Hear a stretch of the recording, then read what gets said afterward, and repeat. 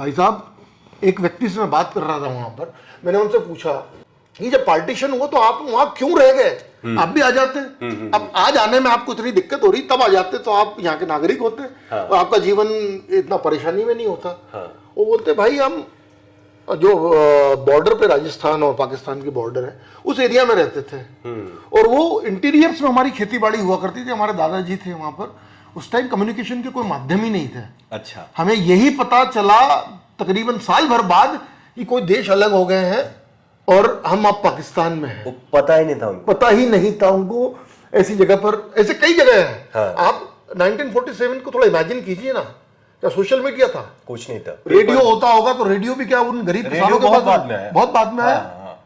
कैसे पता चलेगा? अखबार वहां पहुंचता नहीं था। हाँ। लोग जिम्मेदार वहां जाकर देखते नहीं थे कि किस परिस्थितियों में रह रहे हैं। हाँ। ये मेरा घर है, ये मेरी जमीन है, मेरे पुरखे यहाँ से यहाँ जीते आए हैं या मरते आए हैं, मुझे कैसे पता चलेगा कि ये जमीन जो है किसी दूसरे देश में चली गई है? ये तो उन लोगों की गलती है, इस तरफ वालों की भी और उस तरफ वालों की भी, जिन्होंने इतने करोड़ों लोगों का जो है किस्मत के वो जो है रचयिता बन गए। हाँ। ये किसने हक दिया आपको कि एक आदमी जो है इंटीरियर में बैठा हुआ है और वो उसका देश कौन सा होगा ये आप डिसाइड कर दो। हाँ। उस गलती की सजा ये इनकी पूरी पुश्ते भुगत रही है। ये जिनोसाइड है, ये एक सुनियोजित जिनोसाइड बोलूंगा मैं। इसे मैं एग्री करता हूँ, क्योंकि पाकिस्तान में भी शायद 23% के आसपास हिंदूस थे, अब रिड्यूस हो चुके हैं 1%, 1.8% तो नहीं, 1% से अंदर चले गए सर। मेरे ख्याल से 15-20 साल हो गए वहां पे सेंसस कराए भी नहीं करवाए, लेकिन अभी जो रिपोर्ट्स है कि 1% से भी श्रिंक कर गए हैं वो लोग। हाँ। और कन्वर्जन जिस लिहाज से हो रहा है, देखिए हिंदू थोड़ी कर रहे हैं, वहां पे क्रिश्चियन भी हैं, वो भी उनकी पॉपुलेशन कम हो रही है, सिख भी सबकी हो रही है, जो माइनॉरिटी में सबकी हो रही है, सबकी हो रही है। और जबकि इंडिया को बोला जाता है कि इंडिया माइनॉरिटी के अगेंस्ट है, यहाँ पे फ्लोरिश हो रहे हैं। आप देखिए माइनॉरिटी के जितने चाहे मुस्लिम हो गए, सिख हो गए या जैन हो गए, सभी की परसेंटेज बढ़ रहा है। हाँ। यहाँ पर तो फ्लोरिश ऐसा है कि संविधान में रह रहे हैं और बहुत नपी तुली बात करना पड़ती है। हाँ। वरना जो है ना, ये जो हिपोक्रेसी है ना, जो चीज जो असलियत में जो लोग जो हो रहा है हमारे देश में और जैसा पोर्ट्रे किया जाता है, मैं आपकी पहले सवाल पे आता हूं कि जिस तरह से हमारे देश को इंटरनेशनल प्लेटफॉर्म पर जो है इसको डिमीन करने की जो कोशिश करते हैं ना। हाँ। इन लोगों की सजा कुछ और होनी चाहिए। मैं बोल नहीं पाऊंगा कैमरा पर, है ना। मैं मतलब हाँ, एक संविधान और हम एक सभ्य समाज में रहते हैं, कानून अपना काम करता है, लेकिन मैं ये बोलता हूं कि ये बरसों से चला आ रहा है, कब तक चलेगा? हाँ, it should come to an end. Yes. नहीं, एंड पे कैसे आएगा मुझे बताइए। ये मुझे बताइए कि महीना भर आप एक प्रोटेस्ट करते हो, यूपी और दिल्ली को काट देते हो, एक व्यक्ति बीमार है, क्रिटिकल सिचुएशन में उसकी प्रोटेस्ट की बात करो। नहीं, मैं उस प्रोटेस्ट की बात, शाहीन बाग की कर रहा हूं, अभी फार्मर की बात नहीं कर रहा हूं मैं। एक व्यक्ति भी एम्बुलेंस में है, उसको अस्पताल पहुंचना बहुत जरूरी है, लेकिन वो नहीं पहुंच सकता क्योंकि किसी को आजादी चाहिए बीच में, जो भारत के टुकड़े करना चाहता है। हाँ। अच्छा, क्या मैं एक चीज मैं इस प्रश्न से मैं आपकी उस बात को कंप्लीट कर दूं कि आप बोल रहे थे कि क्या ये भारत को डिमीन या बदनाम करने की साजिश थी, और नहीं तो क्या थी? मुझे बताइए कि जिस टाइम पे अमेरिका का प्रेसिडेंट यहाँ लैंड करता, उसी टाइम दंगे शुरू हो जाते हैं। वो जिस टाइम दिल्ली पहुंचता, दंगे और ज्यादा भड़क जाते हैं। इसका कंस्पिरेटर कौन था? किसने कंस्पायर किया इस पूरे दंगे? डायरेक्टर कौन था? ये तो देखिए, मैं इस चीज को मैं नहीं बता सकता कि कौन कॉन्स्पिरेटर था। आपके हिसाब से आपने इतना रिसर्च किया फिल्म बनाने? नहीं, ये तो अंडर ट्रायल है, ये सारी चीजें कोर्ट में है। देखिए, मेरी फिल्म इन घटनाओं से प्रेरित है, इंस्पायर्ड है। इनका हूबहू डॉक्यूमेंटेशन नहीं है। मैं कोर्ट में भी ये बात बोल चुका हूँ, है ना, कोर्ट में भी ये बात रख चुका हूँ कि मेरा ये एक बहुत ही दुर्भाग्यपूर्ण घटना घटी थी, और ये क्यों हुई थी, कैसे हुई थी, और इसके पीछे क्या साजिशें थी, और ये किस अच्छी चीज को रोकने के लिए हुई थी, ये बताना मेरा उद्देश्य है इस फिल्म के जरिए। लेकिन मैं अभी किसी पोजीशन में नहीं हूं कि मैं किसी व्यक्ति को कॉन्स्पिरेटर ठहराऊं, लेकिन दुनिया और देश हमारा बहुत समझदार है, उन्हें सब मालूम है मीडिया के जरिए से कि कौन कॉन्स्पिरेसी रच रहा था, किस तरह के पत्थर इकट्ठा हो रहे थे छतों पर, कैसे पेट्रोल बम आ रहे थे, कैसे गुलेल बनाई जा रही थी, है ना, और कैसे मर्डर हो रहे थे। हाँ। कैसे लोगों को जलाया जा रहा था। वो दोनों ही तरफ हुआ। मैं ये नहीं बोल रहा कि सिर्फ हिंदू ही मरे, मुसलमान भी उसमें जाने गई है, बहुत सारे, ज्यादा मुसलमान जाने गई है, ये भी हुआ है बाद में, है ना, लेकिन उसका भी अंतर, एक महीन अंतर है। आप पूछेंगे तो मैं बताऊंगा। क्या क्या अंतर बता दीजिए। एक ऐसा अंतर है सर कि देखिए, दंगा जब होता है ना, हाँ, और तो इसमें जो चपेट में आ गया तो उसको जाना नहीं, चपेट नहीं, मैं एक बहुत अलग बात करने जा रहा हूँ।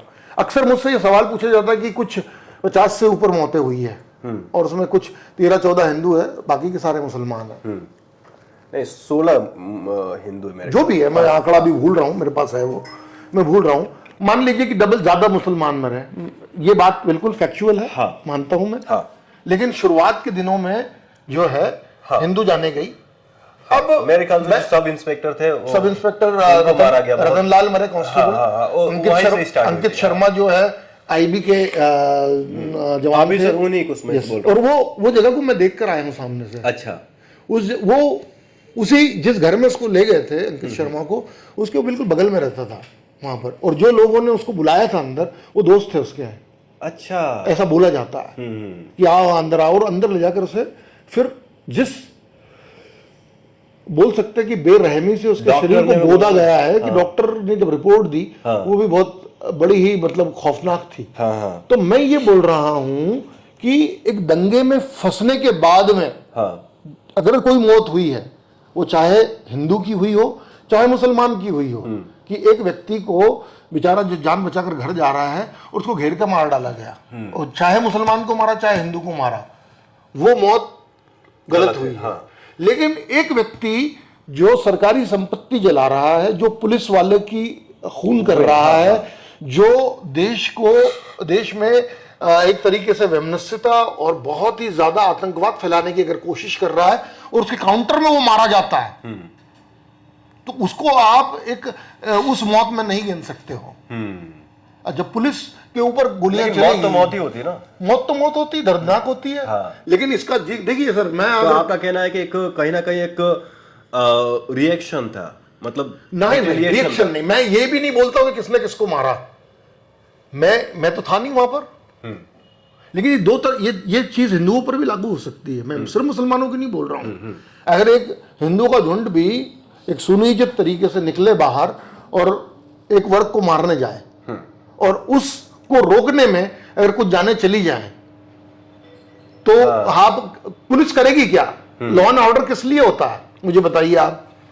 शांति बनाने के लिए, शांति बनाने के लिए, और जो मर रहा है उसको रोकने के लिए। मैं तो दूसरी तरफ से बोल रहा हूं, मुझे कोई परहेज नहीं हो रहा है कि इस दौरान कई बार दंगों में दोनों तरफ आप ये देखिए कि एक इंसान मरता है साहब।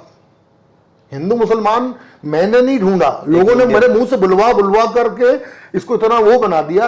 अरे फिल्म तो देखिए, फिल्म में अगर आपको कहीं से भी ये एंगल लगे कि मैं झुक रहा हूं, या मैं सरकार को स्पॉन्सर कर रहा हूं, या मैं बीजेपी को की स्पॉन्सर्ड फिल्म है ना, तो वो तो जनता तय कर लेगी उसके बाद में। फिल्म में आपने पक्ष किसका लिया, हिंदुओं का या मुस्लिमों का? मैंने इसमें पक्ष लिया सच्चाई का, जो सच है। मैंने इसमें पक्ष लिया है उन पाकिस्तान और बांग्लादेश में रहने वाले निरीह भाई बहनों का, हिंदू भाई बहनों का, जिनकी बेटियां रोज उठा ली जाती है, जिनके एक छोटा सा कर्ज लेने पर जिनकी पीढ़ियों को स्लेवरी में गुजारना पड़ती, जिंदगी चेन्ड स्लेवरी, बांध के रखा जाता है, उनके लिए मैंने पक्ष लिया है। मैं बहुत ही इंटरेस्टिंग एक फैक्ट मैंने पढ़ा था कहीं कि जो क्या बोलते हैं सैनिटेशन वर्कर्स होते हैं ना पाकिस्तान के अंदर, 100% हिंदू या क्रिश्चियंस हैं, 100%। वहां मुस्लिम को मना किया जाता है कि मत करो, आप हिंदू और क्रिश्चियन से कराएंगे जी।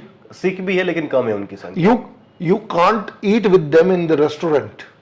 मैं बात करके आया हूं लोगों से, एक रेस्टोरेंट है, हिंदू हो आप तो उनके साथ बैठकर खाना नहीं खा सकते, और कुछ होटल्स में ग्लास और बर्तन अलग है। जातिवाद की बात करते हैं हमारे यहाँ।